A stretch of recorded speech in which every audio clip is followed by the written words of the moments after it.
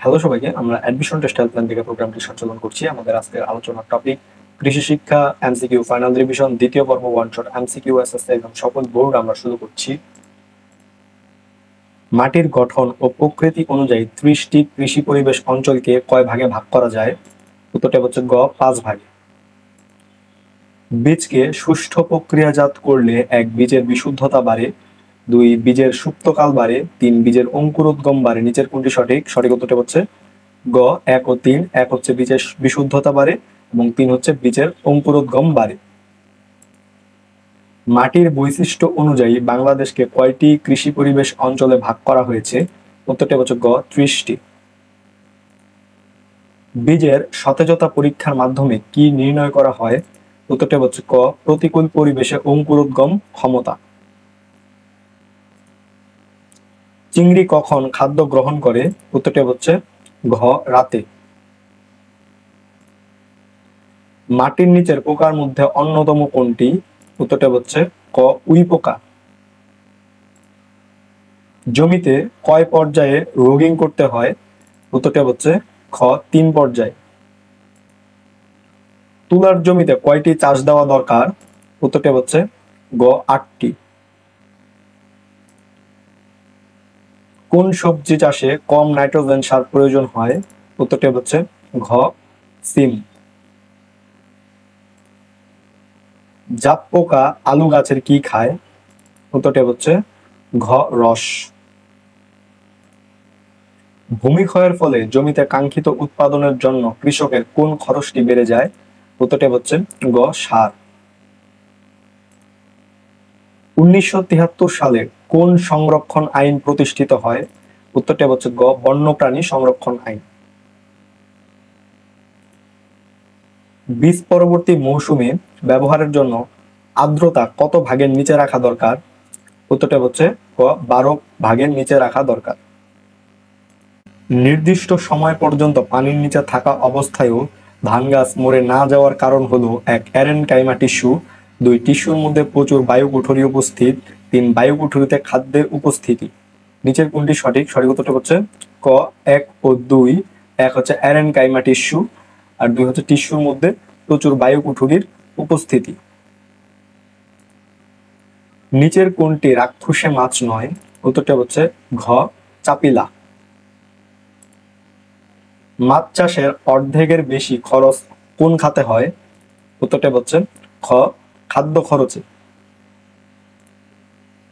কৃষির উৎপাদনশীলতা বৃদ্ধিতে কোন সমবায়টি অধিক কার্যকর? উত্তরটা হচ্ছে খ কৃষি উপকরণ সমবায়। আবদ্ধ পদ্ধতিতে হাঁস পালন করলে 1 শ্রমিক কম লাগে, 2 খাদ্য গ্রহণ সমভাবে হবে, 3 জায়গা কম লাগে। নিচের কোনটি সঠিক? সঠিক উত্তরটা হচ্ছে ঘ 1, 2 ও 3 এই 3টি।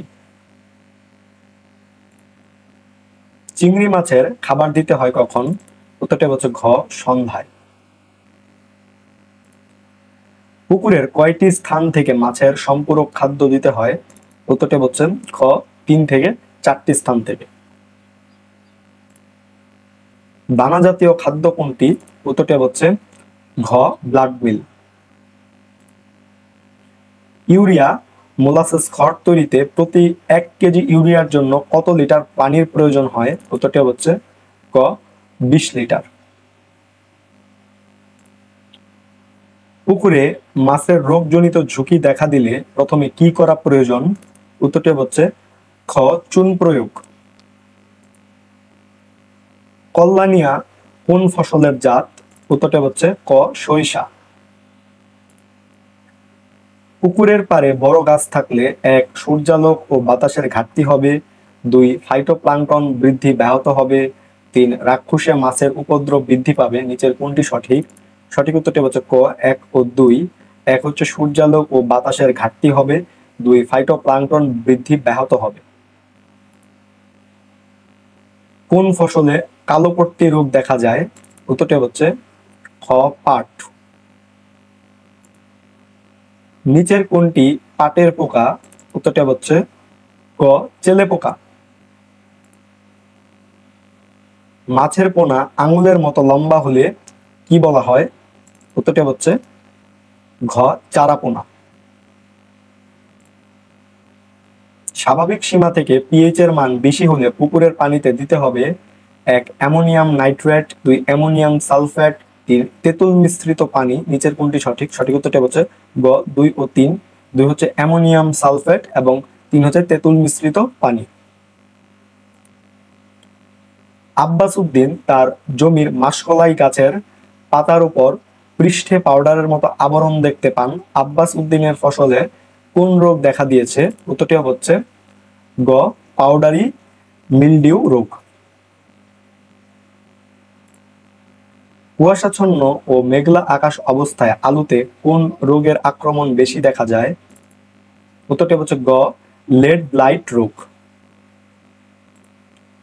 গবাদি পশুর জন্য সবুজ ঘাসকে বিশেষ পদ্ধতিতে রসালো অবস্থায় সংরক্ষণ করা হয় যাতে সংকট মুহূর্তে তাদেরকে সবুজ ঘাস খাওয়ানো যায়।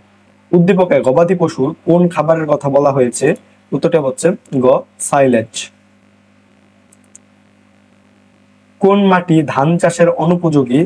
উত্তরটি হচ্ছে খ কংকরযুক্ত মাটি। পুকুরের পানিতে হাতের কনুই পর্যন্ত ডুবিয়ে হাতের তালু দেখা যায়, তাহলে কি বুঝতে পারা যায়?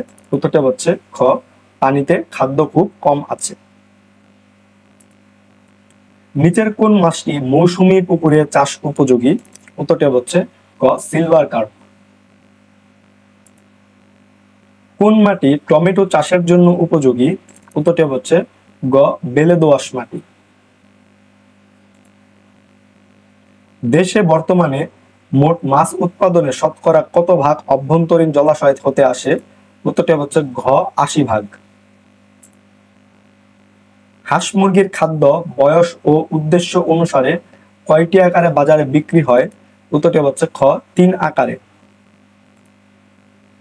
বাংলাদেশের কোন অঞ্চলের মাটিতে লবণাক্ততার প্রভাব দ্রুত বাড়ছে?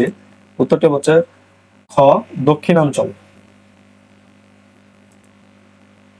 কৃষির সবচেয়ে গুরুত্বপূর্ণ কাজ হলো?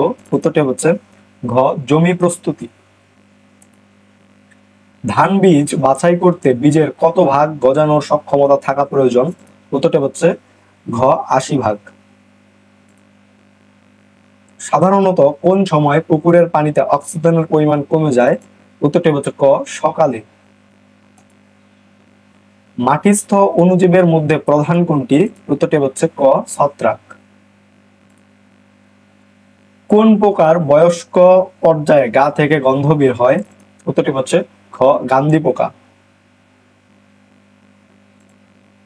মিস্টার ওয়াই জৈব সার ব্যবহার করে শাকসবজি চাষের প্রশিক্ষণ নেন। এছাড়াও প্রশিক্ষণে তিনি জানতে পারেন যে গাছের পাতা ও খড় দিয়ে গাছের শেকড় অঞ্চল ঢেকে রাখলে উৎপাদন বেশি হয়। ওয়াই সাহেবের গাছের গোড়া ঢেকে রাখার পদ্ধতি কোনটি? উত্তরটি হচ্ছে গ মালচিং। আলুর কোন রোগ ব্যাপক ক্ষতি করে?